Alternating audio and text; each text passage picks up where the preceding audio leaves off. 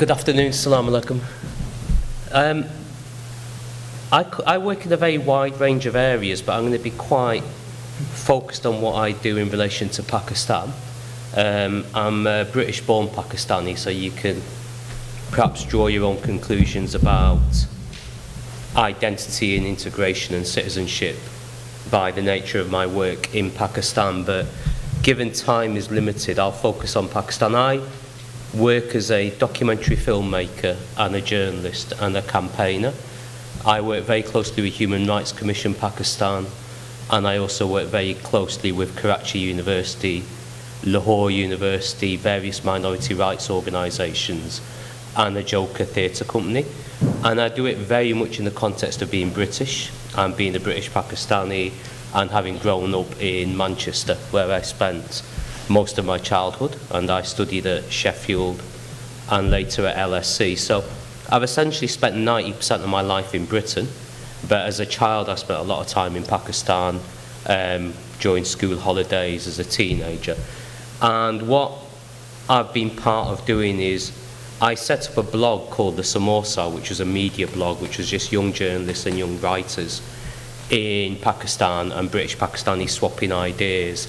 A lot of that came after the events of 9/11 and 7/7. I'd been working as a policy advisor in the Mayor of London's office, Ken Livingstone's office. I'd worked as a director of an arts centre. And I've been someone that's very much from the British Pakistani community, but perhaps took a different career trajectory from what many British Pakistanis do. And this project, the Royal Society of Arts and Commerce's Pakistan Calling project, now hosts about 60 films across history, identity, religion, culture, social issues, development issues, economic issues in relation to Pakistan and links with Britain. And I'm going to screen some film clips. We've had some brilliant reviews. We've had feedback that everything you ever wanted to know about Pakistan but didn't know where to go. We've had a lot of very strong peer reviews from particularly journalists that worked in Northern Ireland who see a similarity with the work that happened in Belfast between Catholic and Protestant. We do a lot of work between Sikh, Hindu, Muslim, minority communities, Christian issues, a lot around the Buddhist and Hindu and Indus Valley traditions of what is now Pakistan and was historically a third of India. But it's very much rooted in a positive dynamic and a positive relationship with the British Pakistani community. I'm someone that got quite fed up about what I saw as a very didactic, patronising attitude to the British Pakistani community for many within the British establishment, and I wanted to focus on the positive sides of our community. I myself, as anyone that I researched my background will probably realise, having worked in the music industry for a long time in the arts, I probably don't fit into anyone's definition of a Orthodox Muslim, but I come from a very traditional Orthodox Muslim family and a very traditional Orthodox Muslim community. And I was also very aware of the strengths that that community has around charity and social cohesion and strength, as well as some of the weaknesses we can sometimes have around enforcing values and not allowing independence. But I wanted to do something that worked with the positive elements of the British Pakistani community. And I think sometimes we should remind ourselves of who we are and what we are and where we come from, and not let other people define that for us. And if there's so much hostility to British Muslims and British Pakistanis we have organisations like the Henry Jackson Society, various quite abrasive websites that are always trying to criticise British Muslims. And I think, one, we're a very British Pakistanis, British Muslims, back to numbers, 50% of the British Muslim community is British Pakistani. So many issues around sensitivities around Islam or identity or equality or sectarian issues, British Pakistanis and British Muslims can get conflated into the same issue. The British Pakistani Muslim community is currently estimated to be about 1.4, 1.5 million. That's based on the 2001 census, where 900,000 people identified themselves as British Pakistani. So if you extrapolate from 2001 to 2014 with population growth, it's about 1.5 million. That's approaching 1 in 54, 1 in 55 Brits has got Pakistani heritage. So we're a very, very large community. It's a very multi-layered community. And I think the relationship with Pakistan is quite fascinating as someone that spent a lot of time in Pakistan in recent years, because the vast majority of British Pakistanis tend to come from rural, traditional village backgrounds. It's Mirpur, it's Jhelum, it's Shahiwal, parts of Multan and Bahawalpur, where my own family come from. You know, my parents are Punjabi farmers. You know, I've still got relatives that live in villages that shower with a bucket over their heads. You know, it's that. We come from rural communities, and we should be quite proud of that. You know, I'm very worried about this demonisation of British Pakistanis for that relationship with a rural community. The communities here are different from the American Pakistani community, which is very much Lahore, Karachi, Islamabad, the elites of Pakistani society. And I'm proud of coming from a village background. I realise there's huge issues around cultural equality, gender equality. A lot of those are poverty. A lot of those issues that other South Asian developing countries face. But very quickly, what RSA Pakistan Calling is about is, can you take the relationships that 1.2, 1.5 million British Pakistanis have with Pakistan and use it to help development around education, women's equality, minority rights, environmental issues, and deal with the crises that Pakistan face. And having spent a huge amount of time in Pakistan recently, I think the problems are just as much about poverty and social exclusion and elites and hierarchies as they are about sectarianism and religious violence. The two are a very toxic mix. Pakistan's population is 180 million. It could be 300 million within 2 generations, which is an existential crisis. If you look at the things that hold Pakistan together, the Eidi Foundation, the Citizens Foundation, the welfare network, civil society networks, they can't cope with a doubling of population. There's lots of British Pakistanis in Pakistan doing amazing work. You know, Islamic Relief are an extraordinary organisation. You know, we don't hear enough about them, but we hear all the time about the idiots in Al-Mujahideen, and I think we should actually do more as an organisation, as a community, to counter that. And essentially what we've been doing very slowly, but methodically, is we've now built links between Pakistani theatre organisations in Karachi and Lahore, who are working with theatre organisations in the South Bank. We've built links between Bradford College, Bradford University, Karachi University, Lahore University. We're showing a side of Pakistani society that isn't always seen in Pakistan. It's a side that is shrinking, it's under threat from extremism and sectarianism, and we're working to help those elements. So I'm going to very quickly show a few film clips.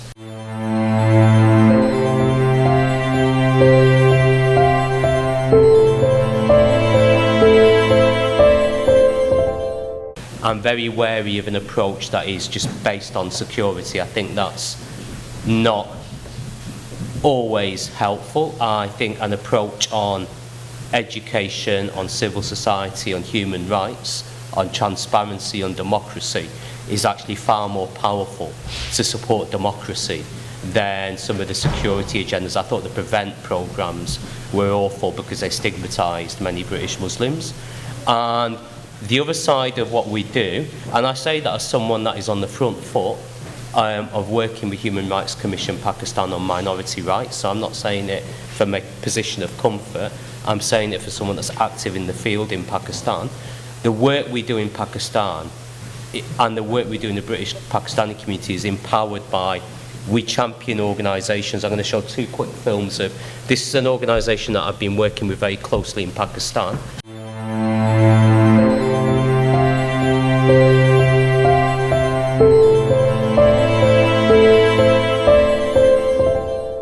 KVTC have now been able to connect with other disability welfare networks in London, which is very powerful because it's very hard. Half the staff at KVTC find it difficult to travel because of visa issues. And stopping organisations getting isolated is something the British Pakistani community is in a very powerful position to do.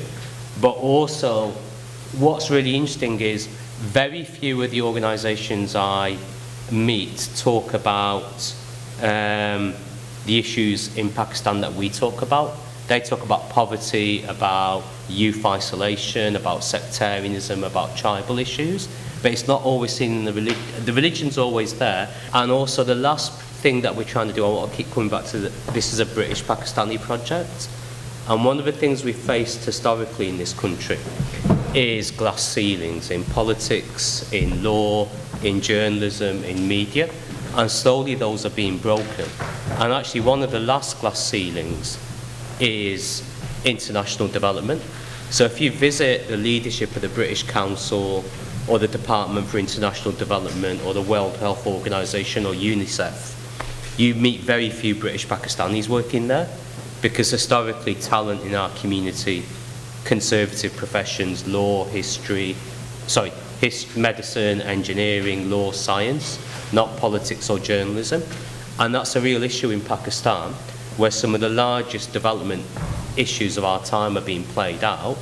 And as British citizens, as British Pakistanis, with our language skills, our cultural skills, we've got a lot to offer.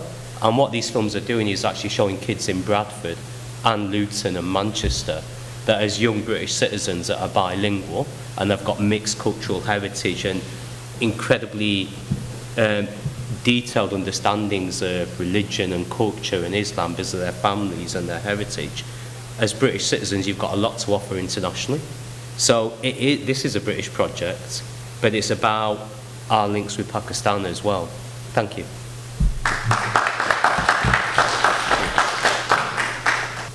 Can I just ask you a question then? Because I appreciate the angle in which you are tackling and approaching it, and you're fed up with the negative portrayal of Pakistanis post 9/11, the stigmatization, and obviously these attempts, these videos are attempts to celebrate the positive aspects of Pakistan, which will hopefully then reflect back to the community here. Yeah. But don't you think that that's only just kind of scratching the surface? That it's all very well showing the positive aspects, but there is a real need in terms of introspecting, and there should be no harm actually. I think it's actually quite healthy for us to actually introspect and actually discuss within the community, not necessarily saying the outside onlookers, but we within the community should actually bring out things from under the carpet and discuss these areas, stigma, issues that are taboo or areas have connected, have stigma attached to them. Don't you think it's healthy for a society to become enlightened, to actually tackle all of those issues first, rather than just try and portray a kind of a positive veneer to keep everybody else happy? And because I come across people quite often that they dislike any kind of, even Pakistani people, British Pakistanis are always, why are the British Pakistanis talking about Pakistan? You've got no right to talk about Pakistan. I personally feel that if we have the knowledge, we should expose misdoings, misdeeds within our community, and then debate them within our communities. So that was just one question. It's about 5 questions. Well, my view about, I think, discuss the negative.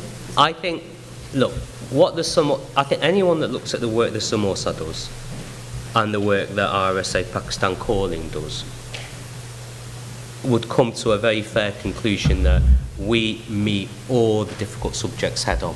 The Samosa was the first blog to pick up issues around rape in marriage and some horrendous comments by supposedly religious scholars about rape in marriage being acceptable. We broke that story. And then I responded to that, didn't I? Yeah.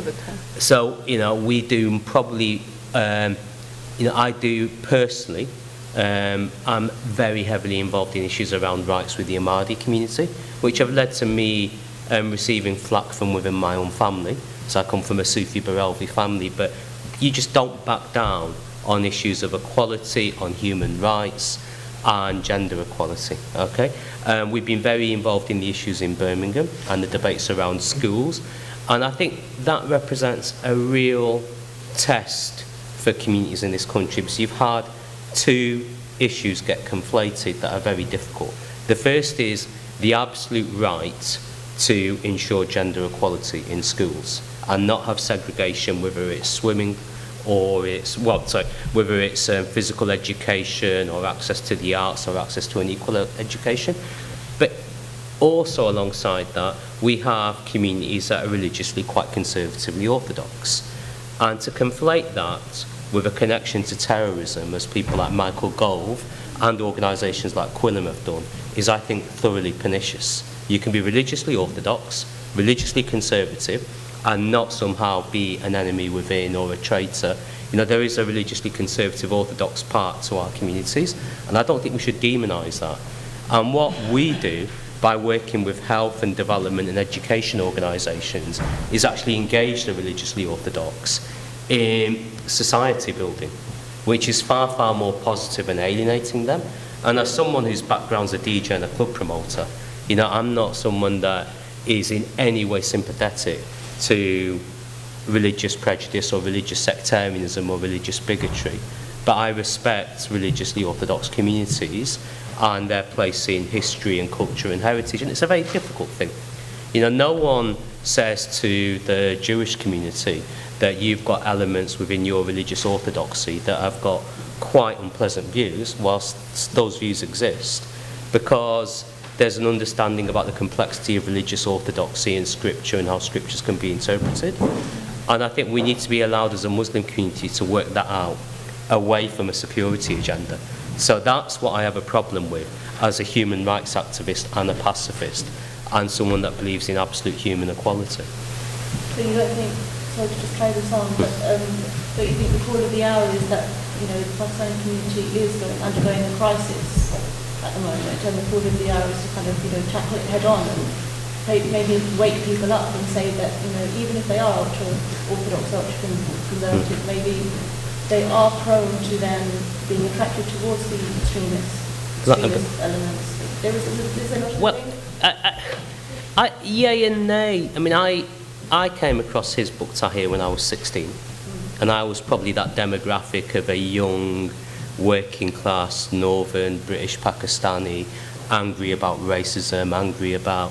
It took me 30 seconds to work out that his book Tahir were a bunch of fascist, unpleasant morons that I didn't want anything to do with.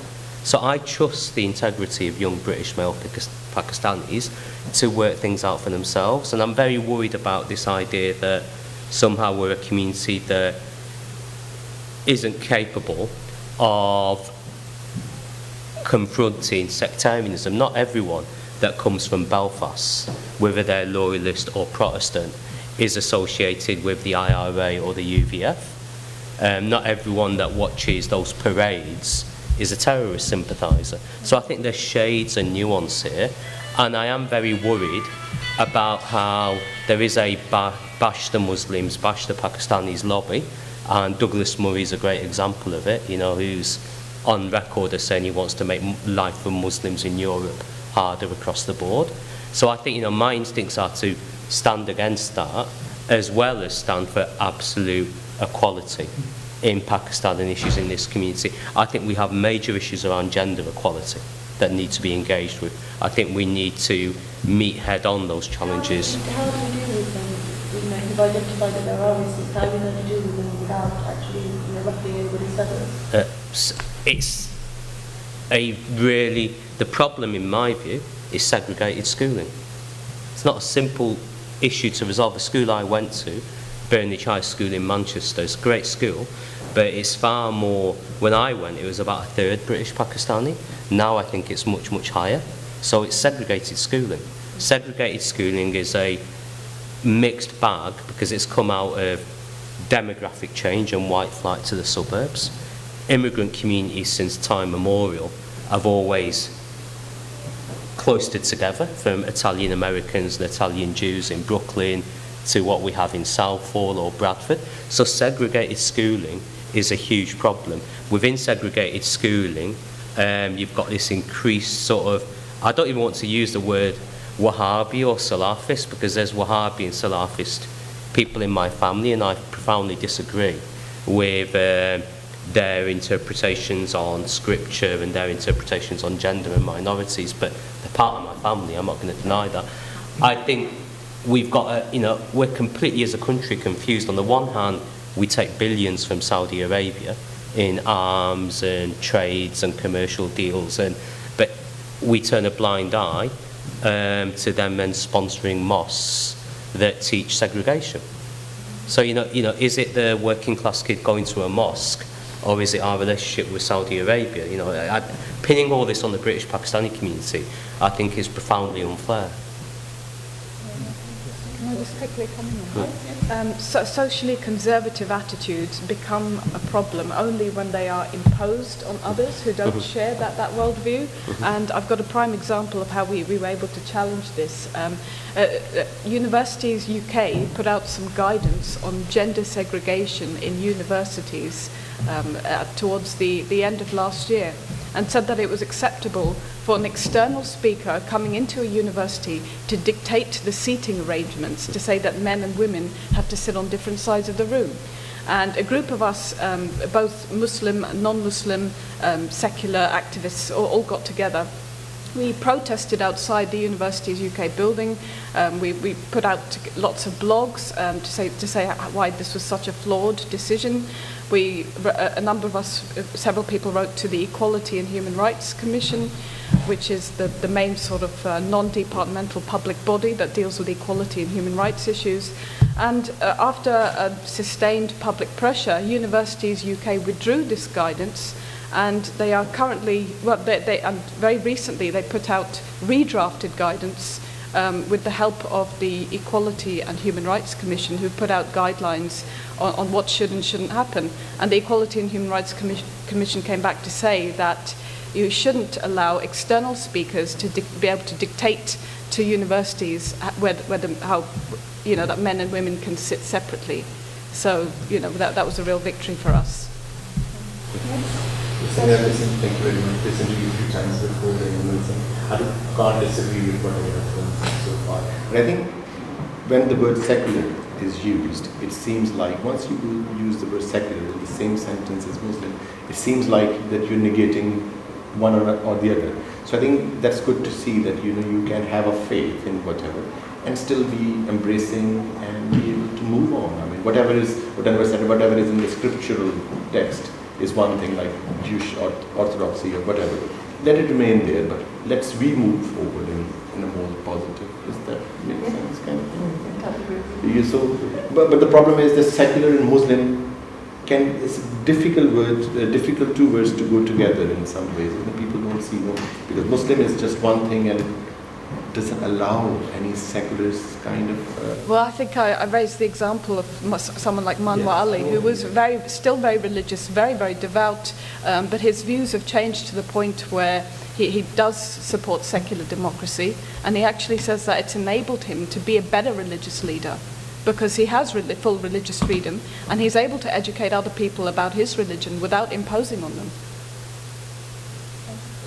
I think what is lacking generally among us is we tend to kind of challenge stereotypes either within or in the mainstream. We need to do both, and we need to do both with equal regard. And the other thing where we, I think, fail, we tend to make wrong comparisons. For example, you start comparing things here with Pakistan, but that's not like-for-like comparison.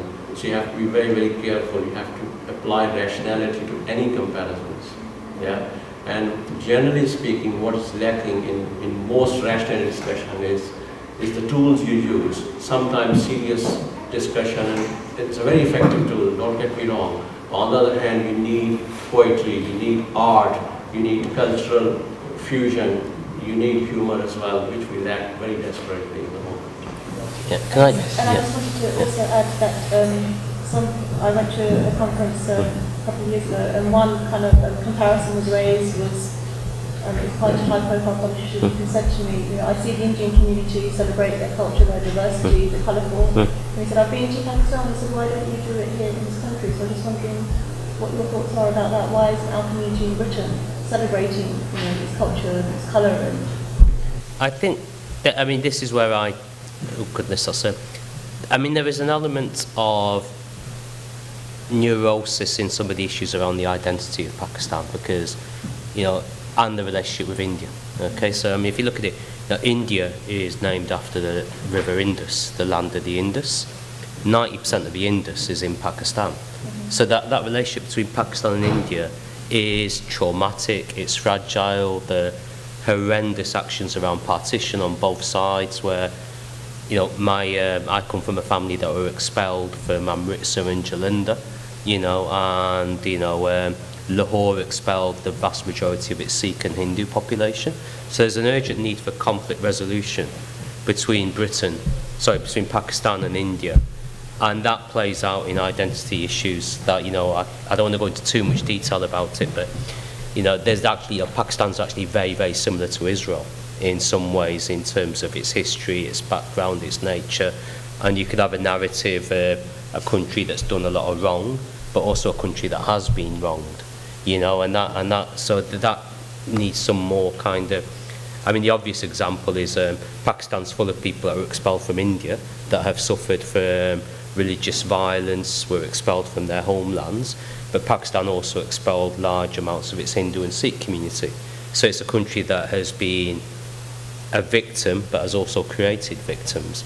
And I think if you bring it fast forward to today, the relationship between the British Hindu community, the British Indian community, hasn't been affected by conflict that's happening around Muslim communities vis-à-vis Iraq or Gaza or Palestine. There's not been, you know, a very good Indian friend of mine said, you know, the British haven't bombed any Hindu or Sikh villages or cities for quite a long time now, but, you know, conflict in Muslim communities is ongoing, and that gets played out today. And I just think the issue around religion and state, Europe had huge issues around separation of church and state and political power, and those issues are getting played out in South Asia now. A lot of this is sheer naked power grabs by certain Arab dictators. You know, some of the conflicts are driven by empire and power, not dissimilar to what was happening between Elizabeth I and the Vatican and Spain. You know, and so, you know, where you sit as a working class British Pakistani kid in Bradford is sometimes quite difficult in that context. I want to ask Anwar about the filmmaking projects. We have faith minorities in Pakistan as well, Pakistani Christians, Pakistani Hindus, Pakistani Sikhs. Have you done any work with those communities? Because where I live and work recently, some Pakistani Christian families have arrived in that region, and a lot of my colleagues were quite surprised to find out that Pakistan had Christian communities as well, and they weren't too sure how to support those families. So I just wanted to ask you if you've done any work with those communities as well. Because it would benefit the British communities as well as the minorities in Pakistan. What's happening to the minorities of Pakistan's heartbreaking. You know, as someone that's been born in Britain and grew up as part of the anti-racist movement and Rock Against Racism and the Anti-Nazi League, the principle of minority rights goes to the heart of decency in a state. How a state treats its minorities is the fundamental benchmark, in my view, of the decency of that state. And we've actually had quite a bit of conversation in the RSA, because the RSA were adamant that they weren't going to support just the minority rights, human rights work of Pakistan that the Samosa does. They had to be built into something broader around social change and human development. And I also knew that if you want to bring the British Pakistani community with you, and the vast majority of the British Pakistani community are Muslim from a Sunni and Shia background, you've got to broaden it to social development and health and education. Because if you just work around minority rights, it's a tragedy to say it, but people will assume it's a security agenda to bash Pakistan. I find that really upsetting, but you know, that is the reality of what you will face. And so, as a group of people that were very driven by minority rights, we decided that the most effective thing was to broaden it. And I think we have done a lot to raise awareness, particularly amongst Orthodox communities. You know, I've had conversations with very Orthodox communities, I've gone into madrasas, and the reason I'm welcome is because we're working with Karachi University, we're working with Islamic Relief.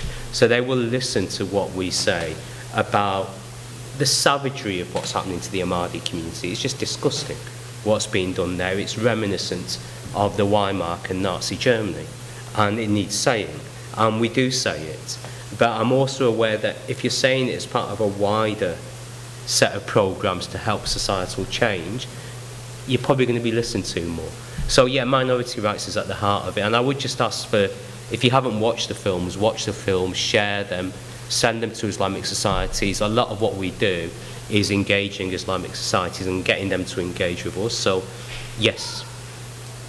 Just one thing, extending what you said, the role of minorities actually in the constitution of Pakistan actually is very shameful. I think whatever happens in a common man's mindset is different, but the theorization of constitution is actually stigmatized the minorities even more, because there was kind of, say, 10% minority when Pakistan was, now they're kind of diminishing. The green part of the flag is actually growing in the white part. So I think that is also in the constitution, in your workplace, the treatment of Christians, no matter what we call them, it's so shameful. And you can directly trace its historical roots, partly. The ordinance and the laws against Ahmadis were passed directly related to House of Saud sponsorship of the nuclear program. So, there's those set of issues about the relationships. Pakistan cannot be a democracy whilst its constitution says that the president must be a Muslim. That's disgusting. What does that say to, what does that say to a minority? How would we feel if the constitution of Britain said a Muslim can't be a prime minister? And that double standard needs to be confronted all the time. And the treatment of minorities in Pakistan is heartbreaking. I'm duty bound to say something that the students at Karachi University will say, which is they say that it's terrible what's happening to the minorities, but it's terrible what's happening to everyone else. If you're working class, your issues are limited, and there is a little bit of everyone's interested in minorities, but it's just tough being working class. It's tough being a girl. Yeah, unless you're from a feudal or an elite or a connected family, and partly what we try and do is break down some of those kind of social divides, but it's very difficult in Pakistan. But one thing I would say is, as British Pakistanis, my loyalty is to Britain, but I share a heritage with Pakistan, and I want to help. Now that's an individual decision. There might be other British Pakistanis that couldn't care less. But I feel very privileged that I'm in a position where I can try and do something. I think we have to come within any change, we have to come within our own. That will be the first. Nobody else is going to come and say, we have a stake here now, my kids are doing that, we have a huge stake here, we can't afford to just let it go and close our eyes. Absolutely. Thank you.